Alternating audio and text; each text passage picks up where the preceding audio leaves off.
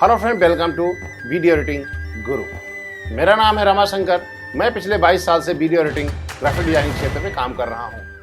अभी तक हमने आपको प्लेयर विंडोज़ के बारे में बताया। अब इस ट्यूटोरियल में हम बताने जा रहे हैं आपको टाइमलाइन विंडो के बारे में। टाइमलाइन विंडो किसी भी वीडियो एडिटिंग सॉफ्टवेयर के लिए सबसे इम्पॉर्टेंट और सबसे अहम विंडो होती है, जिसमें वीडियो एडिटिंग के सारे के मुख्य कार्य किए जाते हैं। इन कार्य को करने के लिए टाइमलाइन विंडो पे बहुत सारे आइकन्स, बहुत सारे टूल्स दिए गए हैं, बहुत सारे ऑप्शंस भी प्रोवाइड किए गए हैं।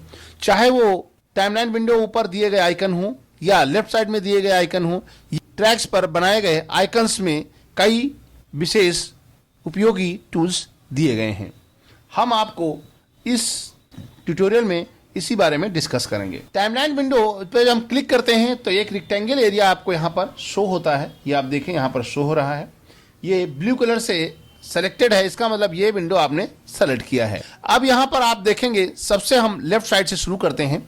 लेफ्ट साइड में सबसे पहले यहाँ पर एक सॉफ्टवेयर का नाम दिया गया है। उसके राइट साइड में आप जब आएंगे तो यहाँ पर आपका नाम दिया गया है प्रोजेक्ट का, जो आपने प्रोजेक्ट ओपन किया हुआ है। बहुत अच्छी बात यहाँ पर इसमें यह दी गई है, जब आप इस पे आइकन पर क्लिक करते हैं तो इसकी लोकेशन बताता है। ये हम यहाँ पर फर्स्ट टाइम देख रहे हैं कि किसी सॉफ्टवेयर ने ऐसी सुविधा प्रदान किया है कि आपको यहीं से ये पता चल जाए कि आपका प्रोजेक्ट कहाँ पर सेव है। ऐसा प्रीवियस वर्जन्स में कई सारी समस्याएं आती रही हैं, लेकिन यहाँ पर इस समस्या को इस सॉफ्टवेयर ने सॉर्ट आउट कर दिया है। यहाँ पर जब आप माउस लेके जाएंगे तो इसकी लोकेशन आपको मिल जाएगी। इसके अतिरिक्त यहाँ पर लेफ्ट साइड में जब जाएंगे तो यहाँ पर ये आइकन्स हैं आपके लिए। ये यहाँ पर ये मोड बार है। मोड बार का मतलब ये होता है कि टाइमलाइन पर आप किस प्रकार कार्य करना चाहते हैं, उसमें कई प्रकार के मोड्स प्रोवाइड करता है ईडीएस आपको। सबसे पहला आइकन होता है इंसर्ट एंड ओवरराइट मोड। ये आपस में एक दूसरे के टॉगल होते हैं। टॉगल का मतलब ये होता है, जब आप एक बार क्लिक करेंगे तो दूसरा एक्टिव हो जाएगा, जब दोबारा क्लिक करेंगे तो अगला एक्टिव हो जाएगा। अभी ये इंसर्ट मोड में है। इंसर्ट मोड का मतलब ये होता है, जब टाइमलाइन पर आप काम करते हैं तो इस समय जैसे इसको हम यहाँ पर लेके जाते हैं, यहाँ पर रखते हैं, तो यहाँ पर जब रखेंगे ऑटोमेटिक तो ये आपस में मूव हो गई। वो क्लिप इसके ऊपर आगे की ओर मूव कर गई। इसको थोड़ी सी हम ट्रिम करके बड़ा करते हैं, तब आपकी समझ में आएगा। इसको जब हम यहाँ इंसर्ट मोड में काम करते हैं तो यहाँ पर देखिए, तो ये उसने क्या किया, आगे इसको मूव कर दिया। जबकि हम यदि और राइट में मूव क्लिप कराएंगे तो इसको जो हम यहाँ पर लेकर के आएंगे तो ये आगे की ओर मूव नहीं करेगा, ये यहाँ पर इसको डिलीट कर देगा। ये इंसर्ट और ओवरराइट का यूज होता है।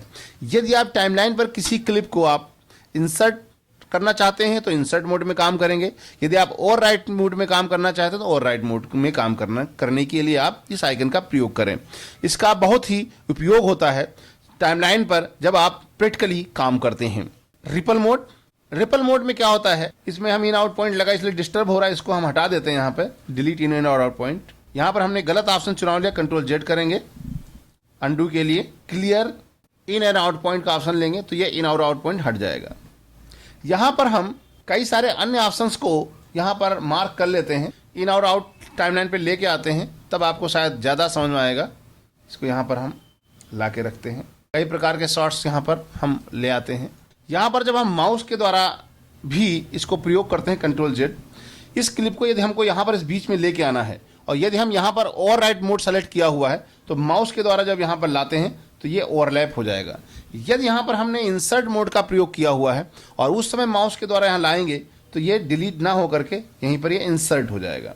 तो ये खास अंतर है। जब माउस के द्वारा ड्रैग एंड ड्रॉप करते हैं उस समय इस मोड का बहुत ही उपयोग है।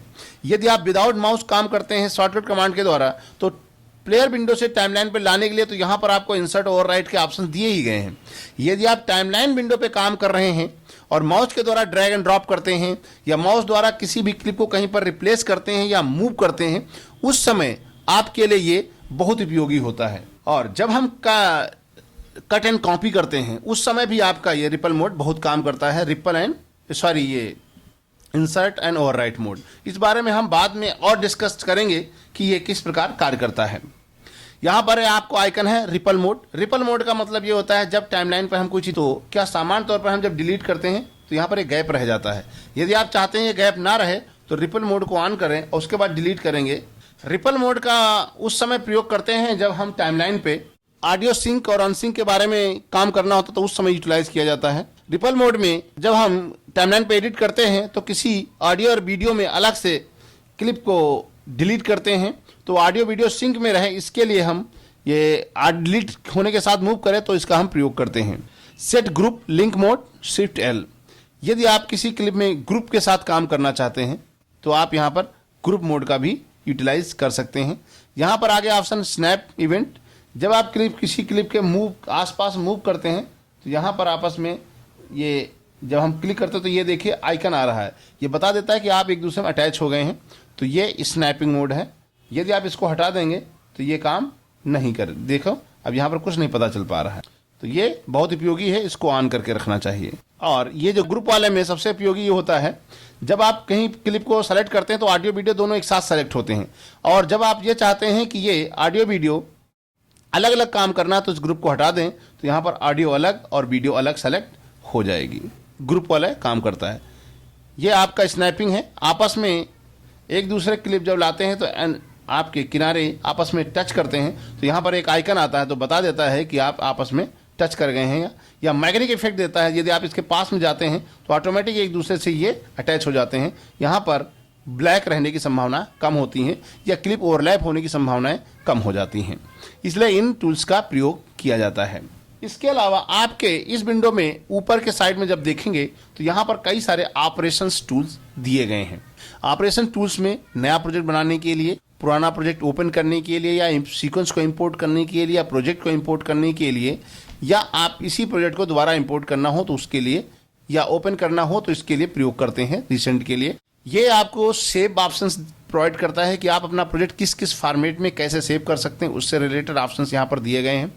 ये आपका कट ऑप्शन है जिससे आप लगभग सभी लोग परिचित होते हैं, कट, कॉपी, पेस्ट। जब हम यहाँ पर किसी चीज़ को कॉपी कर लेते हैं तब ये भी एक्टिव हो जाता है। तो यहाँ पर जब आप पेस्ट करते हैं तो पेस्ट करने का एक अलग फॉर्मेट दिया गया है। आप अगली क्लिप पे सारा पेस्ट करना चाहते हैं या क्लिप पे अलग अलग चीज़ें लगी रहती हैं, जैसे किसी पे फिल्टर लगा है, मिक्सर लगा है, क्लिप है, या क्लिप एंड फिल्टर, क्या क्या चीज़ आप पेस्ट करना चाहते हैं, अलग अलग ऑप्शंस यहाँ पर दिए गए हैं। उनके शॉर्ट कमांड भी इसके सामने आगे दिए गए हैं। ये बहुत ही उपयोगी ऑप्शन है जिसके बारे में काफ़ी लोग पहले चर्चा करते रहे हैं। ये सेलेक्ट किए क्लिप को डिलीट करने के लिए, ये सेलेक्ट करने के साथ है रिपल डिलीट, ये सिंपल डिलीट करते हैं तो ब्लैक रह जाता है, कंट्रोल जेड अंडू करते हैं, दोबारा से रिपल डिलीट करते हैं तो डिलीट होगी और इसका गैप खत्म हो जाएगा। ये आपका अंडू रीडू, जैसा कि आप पहले उपयोग करते रहे हैं।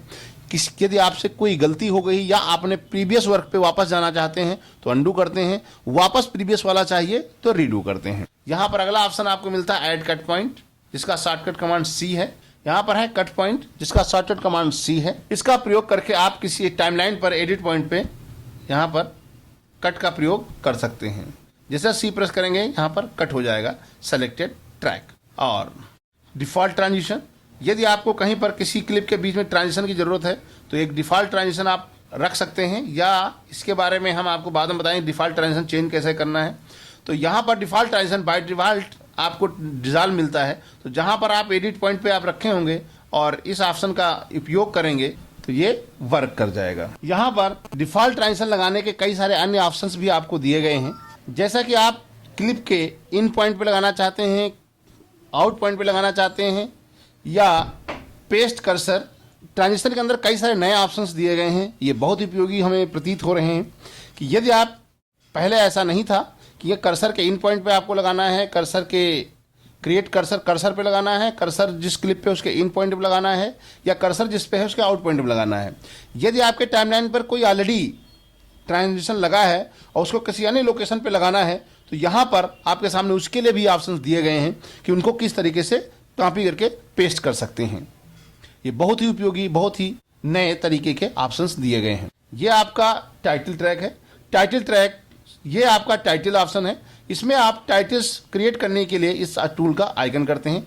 वॉइस ओवर रिकॉर्ड करने के लिए, रेंडर इन और आउट पॉइंट को या पूरे एडिट किए गए सीक्वेंस को रेंडर करने के लिए इनका प्रयोग किया जाता है। यहाँ पर कई सारे और ऑप्शंस दिए गए हैं। ऑडियो मिक्सर, बिन को किस रूप में देखना है, ऑडियो मिक्सर डिस्प्ले करना है, ऑडियो मिक्सर से संबंधित है। ये आपका वेक्टर स्कोप, ये क्वालिटी मेंटेन करनी है या क्वालिटी देखनी है तो वेक्टर स्कोप भी का आइकन भी यहाँ पर दिया गया है। और यहाँ पर आपके सामने कई सारे ऑप्शंस और हैं जिनको आप शो करना चाहते हैं। इफेक्ट है, इन्फॉर्मेशन है, मार्कर है, वो सारे को यहाँ पर शो ऑल, हाइड ऑल, इसमें किस किस को आपको हाइड करना है, किस किस को नहीं देखना है, तो वो सारे ऑप्शन यहाँ पर आपको शो होते हैं। इनका प्रयोग करके आप टाइमलाइन को और एक्टिव कर सकते हैं या इन्फॉर्मेशन गेट कर सकते हैं या इसमें इन्फॉर्मेशन प्राप्त कर सकते हैं। इसके निचले पार्ट में चलते हैं तो यहाँ पर एक आपको टैब दिख रहा है सीक्वेंस 1। यहाँ पर आप एक से अधिक सीक्वेंस का निर्माण कर सकते हैं। यहाँ पर अगले सीक्वेंस इसके टैब के रूप में आते रहेंगे। जैसे हम यहाँ बिन में जाते हैं, यहाँ राइट क्लिक करके न्यू सीक्वेंस क्रिएट करते हैं और यहाँ पर जैसे न्यू सीक्वेंस क्रिएट करेंगे, इस पर डबल क्लिक करेंगे तो यहाँ पर देखिए एक नया सीक्वेंस क्रिएट हो गया है।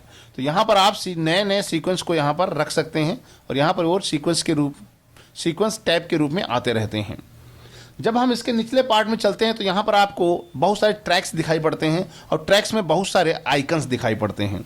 यहाँ पर हम बहुत छोटी सी जानकारी देना चाहते हैं कि आपके ट्रैक्स, 4 प्रकार के ट्रैक्स यहाँ पर शो होते हैं। एक बी के रूप में, एक बी ए के रूप में, एक टी के रूप में और एक ए के रूप में। वीडियो बी का मतलब होता है इसमें केवल बैक पे केवल वीडियो का प्रयोग किया जाता है। बी ए में ऑडियो साथ में होता है, यहाँ पर आप ऑडियो और वीडियो दोनों एक साथ यूज कर सकते हैं। टी का मतलब टाइटल ट्रैक होता है, यहाँ पर आप केवल टाइटल प्लेस करते हैं और अपने वीडियो पर कोई भी टाइटल लगा सकते हैं इस ट्रैक पर रख करके, या टाइटल का प्रयोग ऊपर के ट्रैक में भी करते हैं तो भी आपको प्रॉपर दिखाई पड़ता है। ये ट्रैक्स आपको जो दिखाई पड़ते हैं यहाँ पर ये ऑडियो ट्रैक्स होते हैं। इससे हम ऑडियो की संख्या को और बढ़ा सकते हैं, ऑडियो को कंट्रोल करते हैं, ऑडियो की लेवल को सेट करते हैं, ऑडियो को मिक्स करते हैं या उनको आपस में कोई फिल्टर लगाकर उनको अलग सा इफेक्ट क्रिएट करने के लिए हम इन ट्रैक्स का प्रयोग करते हैं। इनको बड़ा करके भी देखा जा सकता है। यहाँ पर कई सारे और बटन्स होते हैं जिनसे हमें ऑडियो कंट्रोल करने में सुविधा होती है। इन सब टूल्स के बारे में आने वाले ट्यूटोरियल्स में हम विस्तृत जानकारी देंगे या डिस्कस करेंगे। और इसके अलावा यहाँ पर आप देखेंगे एक टाइम कोड बार होती है जो आपको इन्फॉर्मेशन देती है कि आपकी क्लिप टाइमलाइन पर किस लोकेशन पर मौजूद है, उसका टाइम कोड क्या है। इसके अलावा यहाँ पर नीचे कई सारी और अन्य इन्फॉर्मेशन भी उपलब्ध रहती हैं। आपके पास सी में कितना स्पेस है, आपने कौन सा मोड को ऑफ किया हुआ है, ओवरराइट मोड में काम कर रहे हैं या इंसर्ट मोड में काम कर रहे हैं, यहाँ पर आप प्लेबैक कर रहे हैं या बफरिंग कितने फ्रेम की है, वो सारी इन्फॉर्मेशन यहाँ पर आपको ये शो करके दिखाता है। देख रहे हैं।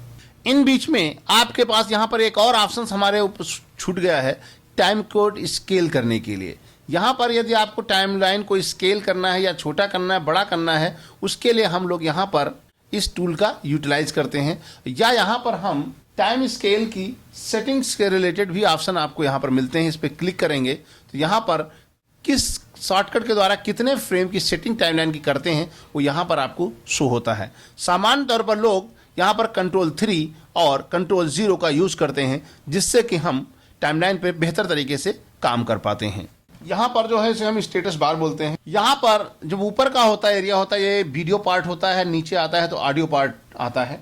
यदि हम इसमें चाहें तो और ट्रैक ऐड कर सकते हैं। राइट क्लिक करके इनकी हाइट को बढ़ाया जा सकता है या घटाया जा सकता है। सेलेक्टेड ट्रैक की हाइट को बढ़ाया घटाया जा सकता है। इसमें ट्रैक्स को ऐड किया जा सकता है राइट क्लिक करने के बाद, या इनके डुप्लीकेट ट्रैक्स को भी बनाया जा सकता है। मूव करना है, ऊपर मूव करना चाहते हैं, नीचे मूव करना चाहते हैं, रीनेम करने के लिए भी ऑप्शन यहाँ पर नीचे दिया गया है और इनको डिलीट भी किया जा सकता है। ये सारी सुविधाएं आपको यहाँ पर उपलब्ध रहती हैं। इसके द्वारा हम टाइमलाइन को मैनेज करते हैं। और छोटा बड़ा करने के लिए शॉर्टकट कंट्रोल 1, कंट्रोल 2, कंट्रोल 3 या कंट्रोल 0 का यूज करके हम टाइमलाइन को जूम इन जूम आउट करके प्रयोग करते हैं। जब हमारी ट्रैक्स की संख्या अधिक हो जाती है तो ये यहाँ पर आपको कई सारे स्क्रॉल ऑप्शंस भी उपलब्ध हो जाते हैं जिनसे आप ऊपर नीचे जा करके आप इनको मैनेज कर सकते हैं या अपने वीडियो को देख सकते हैं। वन बाय वन करके यहाँ पर ऑप्शंस को यूज करके यदि आप सर्च करना चाहते हैं कर सकते हैं। पर एक वर्टिकली या हॉरिजॉन्टली एंड वर्टिकली दोनों तरफ से आप इसको नेविगेट टूल्स के बारे में हम आगे के ट्यूटोरियल में विस्तृत डिस्कस करेंगे। Thank you for watching.